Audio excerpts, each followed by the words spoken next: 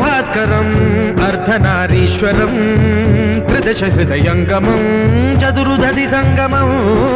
पञ्चभूतात्मकम् षट्शत्रुनाशकम् सप्तस्वरेश्वरम्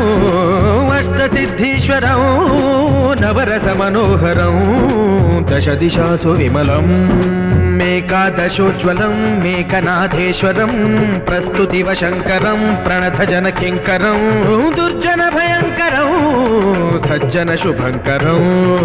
प्राणिभवतारकम् प्रकृतिहितकारकम् भुवनभव्यभवनायकम् भाग्यात्मकम् रक्षकम् ईशम् सुरेशम् ऋषेशम् परेशम् नटेशम् गौरीशम्